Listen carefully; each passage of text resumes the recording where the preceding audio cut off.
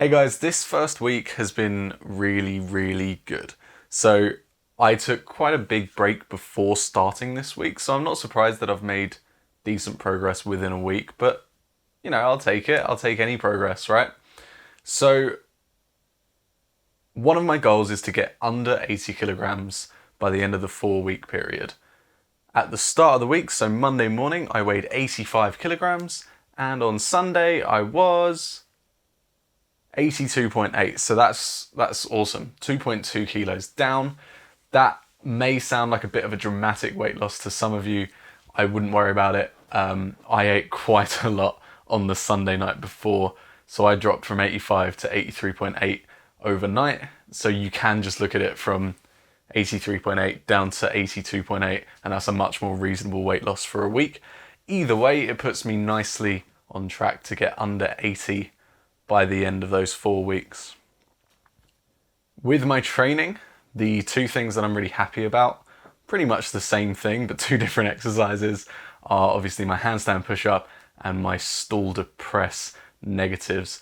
So when you look at my handstand push-up from the start of the week, it wasn't very slow and it wasn't very controlled, and I was piking at the hips a whole bunch, and pretty much every set of that session I fell into sort of a push-up position. It was pretty grim. But second session of the week was a lot better. I slowed things down quite a lot. I still had some issues with balance, and particularly in the end range of motion when, well, obviously that's just the hardest bit right as you get towards the floor. There was a little bit of arching and I did lose my balance here and there, but massive improvement just from one session to the next. In terms of my stool to press, first session I was actually pretty happy with. There were a few things that I wasn't loving. It wasn't as slow as I might have wanted it to be. My legs weren't as straight as I would have liked them to be. My toes weren't as pointed. But in the second session, things went a lot more smoothly.